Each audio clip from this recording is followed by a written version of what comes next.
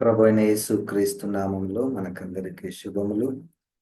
దేవుడు మనల్ని ప్రేమించి మరొకసారి ఆయన నామములో మనము కూడుకోవడానికి సహాయం చేశాడు. దేవునికి వందనాలు. ప్రార్థన చేసుకొని ఈ యొక్క బైబిల్ స్టడీని మనము ప్రారంభించుకుందాము. పరిశుద్ధుడా, జీవం గల తండ్రి, వాక్యమైన దేవ, సర్వశక్తిమంతుడా, సర్వ సృష్టికర్తమైన దేవ, ప్రభా, ప్రపంచములను చేసినటువంటి వాడవు, నిర్మించినటువంటి వాడవు, పరిపాలించుచున్నటువంటి వాడవు. ప్రభా, నీకు వందనాలు. ప్రభా తండ్రి, నీ రక్తం ఇచ్చి నువ్వు కొన్నటువంటి సంఘాన్ని బట్టి దేవా నీకు వందనాలు. పవిత్రమైనటువంటి కన్యకగా నాయన నీ యొక్క ఆత్మ ద్వారా నాయనను నిర్మిస్తున్న విధానాన్ని బట్టి దేవా నీకు వందనాలు. ప్రభువా తండ్రి, మేము నాయన వాక్యాన్ని మాకు ఇచ్చినందుకు తండ్రి నీకు వందనాలు. ఈ వాక్యము ద్వారా నాయన మాలో నీ యందు విశ్వాసమును పెంచమని తండ్రి, పరిశుద్ధత వైపుకు మా మనసులను నాయన త్రిప్పమని ప్రభువా నీ యొక్క ప్రణాళికలను చిత్తములను నాయన ఎరిగి మేము నాయన త్వరగా సిద్ధపడటకు, నీ రాకడకు త్వరగా సిద్ధపడటకు మాకు అట్టి మనస్సును ప్రభువా దయచేయమని ప్రభువా ఈ యొక్క బైబిల్ స్టడీని నాయన నీవే నడిపించమని యేసు క్రీస్తు నామమున ప్రార్థిస్తున్నాము తండ్రి, ఆమెన్. ఈరోజు ప్రకటన గ్రంథము 8వ అధ్యాయమును మనము ధ్యానము చేయవలసి ఉన్నాము.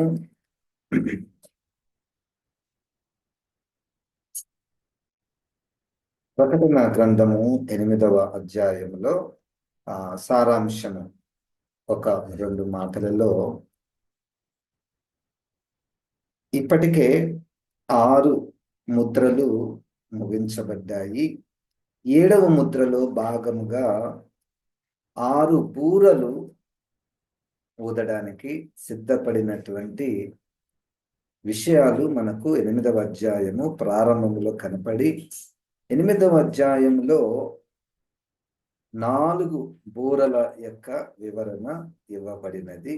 ఈ 4 బూరలను తర్వాత ఉన్నటువంటి 3 బూరలను ఊదినటువంటి వారు దేవుని ఎదుట ఉన్నటువంటి దేవదూతలు. ఒక్కొక్క దూత ఒక్కొక్క బూర ఊదుచుండగా దేవుని యొక్క తీర్పు భూ ప్రజల మీదికి మరియు సృష్టి మీదికి వచ్చినట్టు మనం చూస్తాము. ఇది సారాంశం. 2వ భాగంలో ముఖ్యమైనటువంటి అంశాలు. ప్రకటన 8వ అధ్యాయంలో ముఖ్యమైనటువంటి అంశము ఏదంటే సువర్ణ బలిపీఠము. ఇది ఒక అంశముగా మనం చూసుకొనవచ్చును.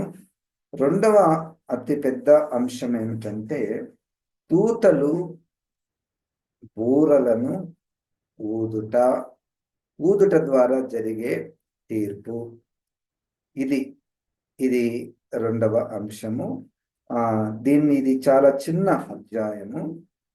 దీన్ని మనము అంశాలను కూడా మనం దృష్టిలో పెట్టుకొని వ్యాఖ్యానం మనం చేద్దాం. 3వ అంశము, ప్రతి ప్రకటన గ్రంథ అధ్యయనములో మనము ఈ క్రమాన్ని మనము పాటిస్తున్నాము.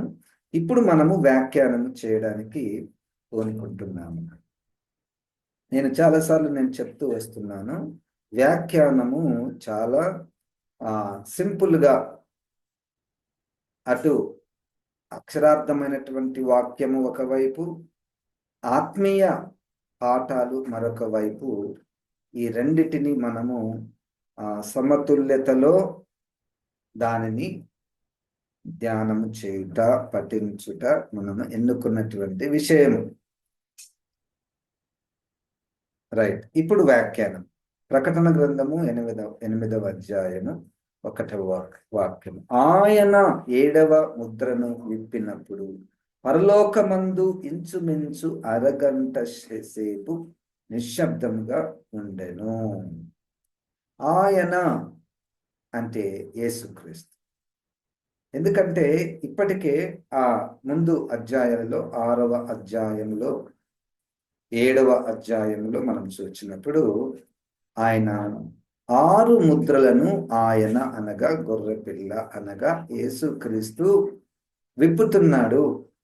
ఇప్పుడు 7వ ముద్రను విప్పినప్పుడు మిగిలిన ఇంతకు మునుపు 6 ముద్రలను విప్పినప్పుడు జరిగినటువంటి తీర్పు, దేవుని తీర్పు కార్యాలు 7వ ముద్రలో జరగలేదు.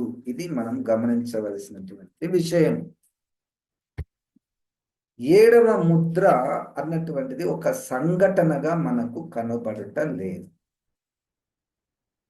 అంటే ఇప్పుడు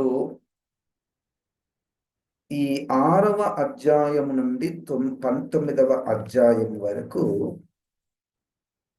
ఒక 3 రంగాలు, కేటగిరీస్లలో దేవుని తీర్పు వివరించబడినది. ఇంకా ఇతర పద్ధతుల ద్వారా కూడా దేవుని తీర్పును మనము ప్రకటన గ్రంథంలో గమనిస్తాం. ఈ మూడు కేటగిరీస్ ఆఫ్ గాడ్స్ జడ్జిమెంట్ లో ఈ 3 ఏంటివయ్యా అంటే, మొదటిది ముద్రలు.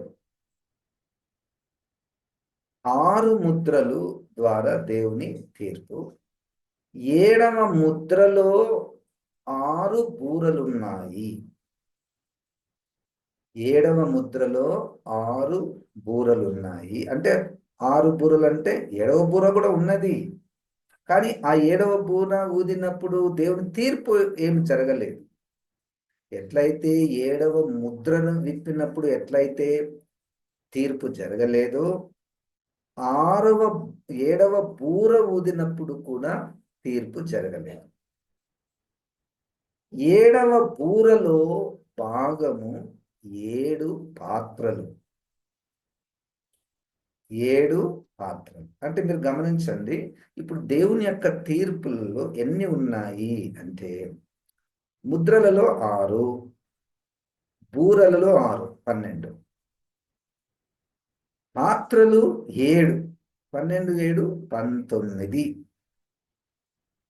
ఈ 19 ఇవి కూడా స్పష్టంగా ఈ పద్ధతి ద్వారా ఈ సమయములో దేవుని తీర్పు బయలుపరచబడినది అని మనకు ప్రకటన గ్రంథంలో ప్రత్యక్షంగా కనబడుతున్నది. ఆయన, మొదటి వచనం, యేసుక్రీస్తు గొర్రెపిల్ల 7వ ముద్రను విప్పినప్పుడు పరలోకమందు ఇంచుమించు అరగంట సేపు నిశ్శబ్దముగా ఉండేది. పరలోకమందు నిశ్శబ్దము. ఈ సైలెన్స్ అన్నటువంటిది దేనికి గుర్తు అంటే, పాత నిబంధన కాలంలో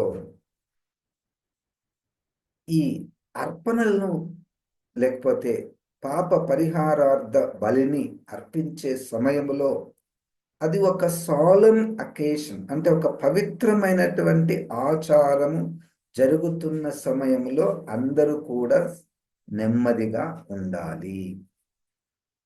ఏం జరుగుతుంది ఇక్కడ కింది వచనాలలో? ఒక బలిపీఠము, నిప్పులు, ప్రార్థనలు, ధూపము, ఇదంతా ఒక ఆరాధన. ఒక ఆరాధనకు సైలెన్స్. పరలోకంలో ఇప్పుడు ఆరాధన జరగబోతుంది అంటే అందరు మౌనంగా ఉండండి అన్నట్టు. అరగంట సేపు నిశ్శబ్దముగా ఉండేది. 2వ వచనం, అంతటా నేనంటే శిష్యుడైన యోహాను గారు దేవుని ఎదుట నిలుచు 7 దూతలను చూచి తిని వారికి 7 బూరలియ్యబడెను.